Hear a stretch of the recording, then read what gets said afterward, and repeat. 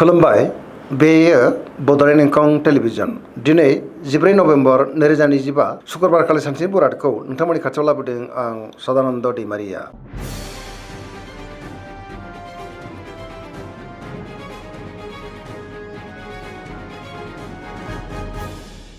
सिगां फरायनो लादों मेष राशि गिबि हांखो अ ल दिनैनि साना जोबोर मोजां गोसोखौ दिनै जोबोर गोजोननाय मोनगोन सोरजोंबा बाख्नाय जानोबो हागौ सुथुरखौ दिनै गोरलैयैनो फेजेननोबो हागोन मावलांनाय खामानिफ्रा गोरलैयैनो मावफुंजानो हागौ गोसोनि साननायफ्रा मोगथाङाव जाफुंगोन देहाया दिनै मोजाङैनो थागोन बहानिफ्रायबा हरखाबै मोजां खौरांबो फैनो हागौ रांखावरियाव दिनै मोजां होनजायो गोबां धोन आरजिनो हागोन आरो मोननो गोनांखौबो मोननो हागौ बेफार फालांगियावबो मोजां होनजायो न'खराव बिसि-फिसायनि गेजेराव अननानै फैगोन बिदा फंबायनिफ्राय हेफाजाबखौ मोननो हागोन समाजावबो मान मोनगोन लाइमोनफ्रा दिनै जोबोर खुसि जागोन आरो गावबा गावनि गोसोनि साननायफोरखौ फोरमायलायनोबो हागोन फरायसाफ्रा दिनै फरायनायाव गोसो दुंखांगोन आरो मोजां फिथाइ मोननोबो हागोन पजिटिभ एनार्जिनि गोहोम गोग्लैगोन सरासनस्रायै दिनै साना जोबोर मोजां आरो मोजाङैनो बारग'लांगोन।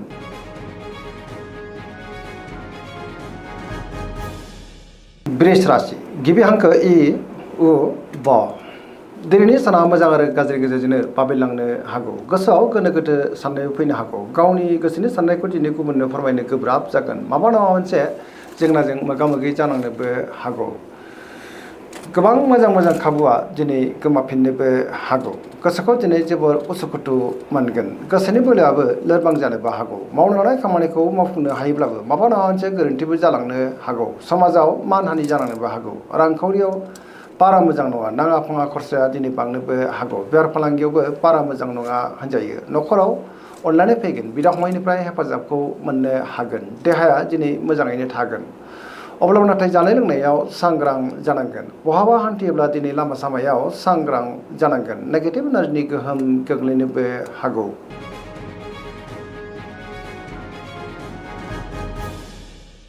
मिथुन राशि गिबि हांखो क स दिनैनि साना जोबोर मोजां गावनि गोसोनि साननायखौ दिनै गुबुननो फोरमायनोबो हागोन गोसोआव गोथों आरो गोग्गो साननाय फैगोन सिगांनि बबेबा जेंनाखौ दिनै गोरलैयैनो सुस्रांनो हागोन पजिटिभ एनार्जिनि गोहोम गोग्लैगोन गोसोखौ दिनै जोबोर गोजोननाय मोनगोन गावनि गोसोनि साननायखौ गुबुननो फोरमायनो हानानै गोसोआव गोजोननाय फैगोन रांखावरियाव मोजां बेफार फालांगियावबो मोजां आयाबो बांनो हागौ मोननो गोनांखौबो दिनै मोननो हागौ समाजाव मान मोनगोन गोसोनि बोलोआ बांगोन मावनो लानाय खामानिखौ थि समावनो आरो गोरलैयैनो मावफुंनो हानानै गोसोआ दिनै जोबोर खुसि जागोन सोरबा लोगोनिफ्राय थोजासे हेफाजाबबो मोननो हागौ जायखि खामानि मावा मानो दिनै मोनफ्रोमबो खामानियावनो जाफुंसारगोन बहाबा हान्थिब्ला दिनै जोबोर मोजां आरो मोजाङैनो हान्थिनोबो हागोन लाइमोनफ्रा गावबा गावनि गोसोनि साननायफोरखौ दिनै फोरमायलायनोबो हागोन।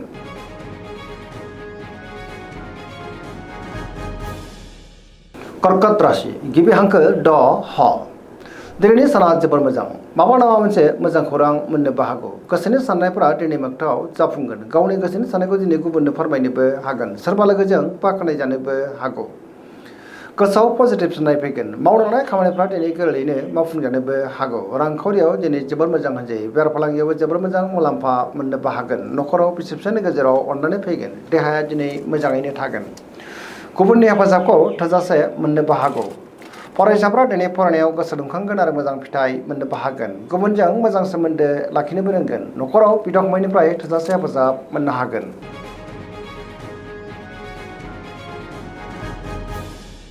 सिंह राशि गिबि हांखो म ट दिनैनि साना जोबोर मोजां गोसोखौ दिनै जोबोर गोजोननाय मोनगोन गोसोनि साननायफ्रा दिनै मोगथाङाव जाफुंनोबो हागौ मावनो लानाय खामानिखौ थि समावनो आरो गोरलैयैनो मावफुंनो हानानै गोसोआव दिनै जोबोर गोजोननाय फैगोन बहाबा दावबायोब्ला दिनै जोबोर मोजां आरो मोजाङैनो हान्थिनोबो हागोन दावबायनोबो खाबु मोननोबो हागौ रांखावरियाव दिनै जोबोर मोजां होनजायो बेफार फालांगियावबो दिनै जोबोर मोजां मुलाम्फा मोननो हागोन आरो मोननो गोनांखौबो मोननो हागौ गुबुननि गोसोखौ गोरलैयैनो बोनोबो हागोन न'खराव बिसि फिसायनि गेजेराव अननानै फैगोन गुबुननिफ्राय थोजासे हेफाजाबबो मोननो हागौ बयजोंबो गोरोबनो रोंगोन सिगांनि बबेबा आद्रा खामानियाबो दिनै गोरलैयैनो मावफुंजानोबो हागौ समाजाव गोबां मान मोनगोन गुबुनजों बाख्नाय जानो हागौ।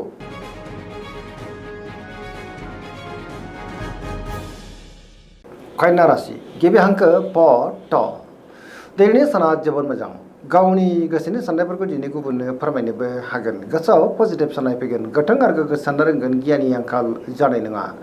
रांखावरियाव दिनै जोबोर मोजां होनजायो। बेफार फालांगियावबो जोबोर मोजां मुलाम्फा मोननोबो हागोन। गावनि गोसोनि साननायफोरखौ दिनै गुबुननो फोरमायनोबो हागोन। देहाया मोजाङैनो थागोन, अब्लाबो नाथाय जानाय लोंनायाव सांग्रां जानांगोन। न'खराव बिदा फंबायनि हेफाजाबखौ मोननो हागोन। बिमाफोरनिफ्राय अननाय आदरखौ मोननो हागोन। गोबां खामानियाव दिनै मुखुबबो थानो हागौ। सोरजोंबा बाख्नाय जानानै गोसोआ दिनै जोबोर खुसि जागोन आरो पजिटिभ एनार्जिनि गोहोम गोग्लैगोन। लाइमोनफ्रा गावबा गावनि गोसोनि साननायफोरखौ दिनै फोरमायलायनोबो हागोन।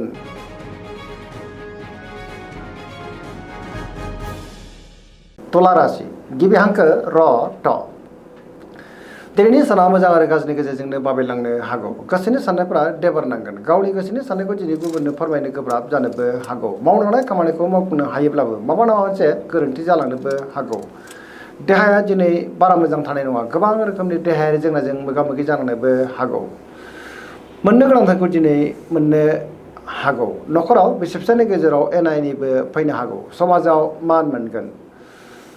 बेफार फालांगियाव बारा मोजां नङा होनजायो। लोगोफोरनिफ्राय हेफाजाब लानांनोबो हागौ। गोदान थांखि लानो हानाय नङा। सेंग्रा सिख्लाफोरनि गोसोआ दिनै जोबोद उसुखुथु जागोन। गावबा गावनि गोसोनि साननायखौ दिनै फोरमायलायनोबो गोब्राब जानोबो हागौ। नेगेटिभ एनार्जिनि गोहोम गोग्लैनोबो हागौ। मोनफ्रोमबो बिथिङावनो दिनै सांग्रां जानाया गाहाम।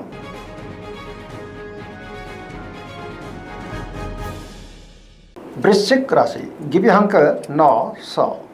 दिनैनि साना जोबोद मोजां। बहाबा दावबायनो एबा हान्थिनो खाबु मोननो हागौ आरो मोजाङैनो हान्थिनोबो हागोन। समाजाव लोगो लेवा बांगोन। गोबां मुंदांखा सुबुंजों दिनै बहाबा लोगो मोनज्लायनोबो हागौ। पजिटिभ एनार्जिनि गोहोम गोग्लैगोन। सोरबा लोगोजों बाख्नाय जानो हागौ।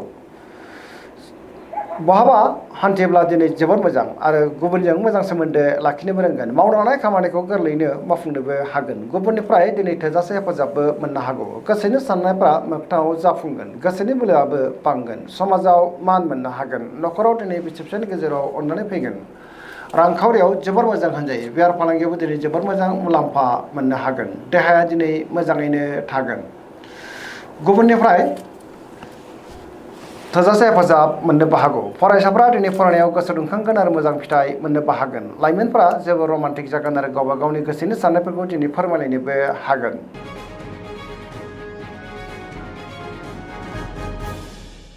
धनु राशि गिबि हांखो ढ फ भ। दिनैनि साना मोजां आरो गाज्रिनि गेजेरजोंनो बाबेलांनो हागौ। गावनि गोसोनि साननायफोरखौ दिनै गुबुननो फोरमायनो गोब्राब जागोन। माबा नङा मोनसे जेंनाजों मोगा मोगि जानांनोबो हागौ। सुथुरनि गाज्रि नोजोर थानोबो हागौ। गोसोआव दिनै बेले बेजे साननाय फैगोन। गोसोनि साननायफ्रा देबारनांगोन। रांखावरियाव दिनै बारा मोजां नङा। नाङा फाङा खरसाया दिनै बांनोबो हागौ। आयनिख्रुइ खरसाया बांसिन जानोबो हागौ। गोबां धोन खहा जानांनोबो हागौ। बेफार फालांगियाव बारा मोजां नङा होनजायो। समाजाव मानहानि जानांनोबो हागौ। बहाबा हान्थिब्ला दिनै लामा सामायाव सांग्रां जानांगोन।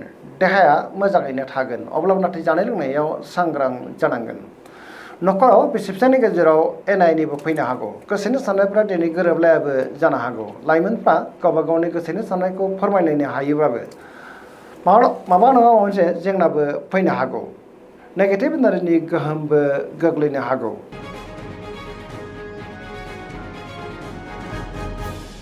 मकर राशि गिबि हांखो ख ज। दिनैनि साना मोजां आरो गाज्रिनि गेजेरजोंनो बाबेलांनो हागौ। गावनि गोसोनि साननायफोरखौ दिनै गुबुननो फोरमायनो गोब्राब जागोन। मावनो हानाय खामानिखौ मावफुंनो हायोब्लाबो माबा नङा मोनसे गोरोन्थिबो जालांनो हागौ। रांखावरियाव बारा मोजां नङा। नाङा फाङा खरसाया दिनै बांनोबो हागौ। बेफार फालांगियावबो बारा मोजां नङा होनजायो। गुबुनजों मोजां सोमोन्दो लाखिनो दिनै गोब्राब जागोन। मोनफ्रोमबो खामानिखौनो मावनायाव सांग्रां जानांगोन। गोदान खामानियाव आखाइ होजेननो हानाय नङा। न'खराव बिदा फंबायनिफ्राय हेफाजाबखौ मोननो हागोन। बिमा बिफानि अननाय आदरखौबो मोननो हागोन। सेंग्रा सिख्लाफ्रा दिनै गावबा गावनि गोसोनि साननायफोरखौ फोरमायलायनो हागोन। अब्लाबो नाथाय नेगेटिभ एनार्जिनि गोहोम गोग्लैनोबो हागौ। फरायसाफ्रा दिनै फरायनायाव गोसो दुंखांगोन आरो मोजां फिथाइ मोननोबो हागोन।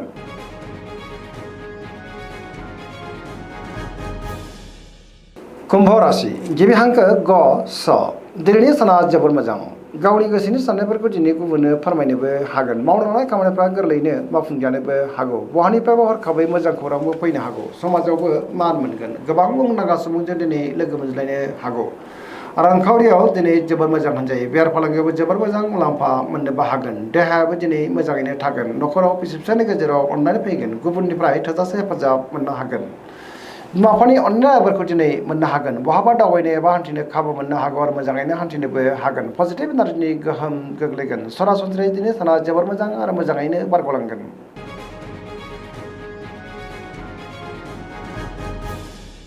मीन राशि गिबि हांखो ड स दिनैनि साना मोजां आरो गाज्रि गेजेरजोंनो बाबेलांनो हागौ गावनि गोसोनि साननायखौ दिनै गुबुननो फोरमायनो गोब्राब जागोन गुबुननि थाखाय दिनै आबहावा जेंनायाव गोग्लैनांनोबो हागौ माबा नङा मोनसे जेंनाजों मोगा मोगि जानांनो हागौ गोसोआव नेगेटिभ साननाय फैगोन गोसोनि बोलोआबो दिनै लोरबां जानोबो हागौ गावनि गोसोनि साननायफोरखौ गुबुननो फोरमायनो गोब्राब जागोन देहाया दिनै मोजाङै थागोन अब्लाबो नाथाय जानाय लोंनायाव सांग्रां जानांगोन रांखावरियाव बारा मोजां नङा नाङा फाङा खरसायाबो दिनै बांनो हागौ सोरजोंबा रायखोमा जानोबो हागौ लाइमोनफोरनि गोसोआ दिनै जोबोर उसुखुथु जागोन फरायसाफ्रा दिनै फरायनायाव गोसो दुंखांगोन आरो मोजां फिथाइ मोननो हागोन बहाबा हान्थियोब्ला दिनै लामा सामायाव सांग्रां जानांगोन नेगेटिभ एनार्जिनि गोहोम गोग्लैनोबो हागौ। दिनैनि राशि फरायनाया एसेनोसै जोबनायाव बेखौनो खावलायो जाहाथे नोंथांमोना सानफ्रामबो जोंनि बे बड'लेण्ड इंखं टेलिभिजनखौ नायबाय थायो आरो साबस्क्राइब खालामो लोगोसे लाइक खालामो आरो शेयार खालामो एसेनोसै गोजोन्थों।